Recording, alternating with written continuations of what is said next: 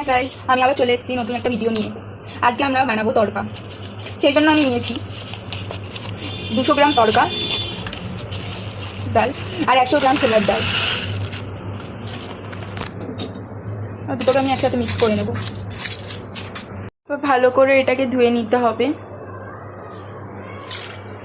ছোলা আর তড়কার ডালটাকে প্রেসার কুকারের মধ্যে ঢেলে দিয়েছি। যেহেতু আমি আধ ঘন্টা ধরে এটাকে ভিজিয়ে রাখিনি বলে সেই জন্য 7 থেকে 8টা সিটি মারতে হবে। হলুদ গুঁড়ো দিয়ে দেবো 1 চামচ মতো, নুন দিয়ে দেবো, একটু তড়কা মশলাও এর মধ্যে অ্যাড করে দিচ্ছি। এরপরে আমি এটা বন্ধ করে 7 থেকে 8টা মতো সিটি দেব। একটু পেঁয়াজ কেটে নিয়েছি 2টো, আর একটা টমেটো, আর একটু ধনেপাতা, আর 2টো কি 3টে কাঁচা লঙ্কা। কড়াই তেল দিয়ে দিয়েছি, সর্ষের তেল ইউজ করছি আমি।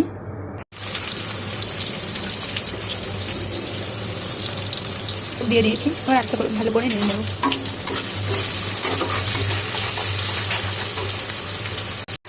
ভালো করে ভেজে নেব যতক্ষণ একটু লাল লাল হয়ে যাচ্ছে। আমি এক তড়কা বানাচ্ছি যেহেতু, সেই জন্য আমি 2টো ডিম নিয়েছি। আমি 2টো ডিম ফাটিয়ে নেব।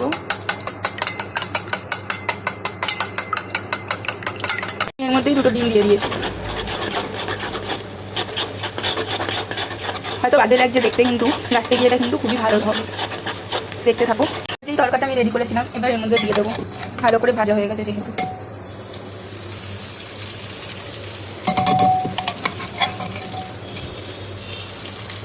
তড়কাটা এর মধ্যে ঢেলে দিয়েছি, এবার এটাকে আমি ভালো করে মিক্স করে দেবো।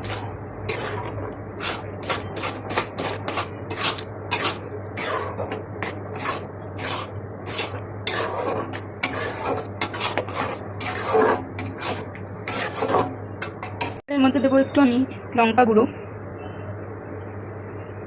আর একটু দেবো হলুদ গুঁড়ো, মিক্স করে নেব।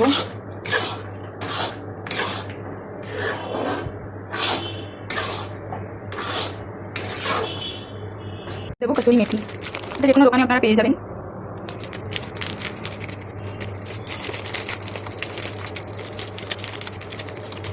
দিয়ে দিয়েছি, এবার এটাকে ভালো করে মিক্স করে নেব।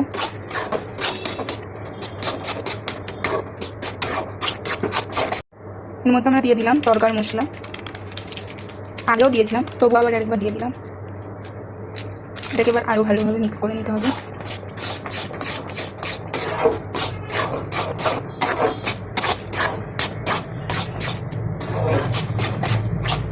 একটু আমি স্বাদ মতো নুন দিয়ে দেবো,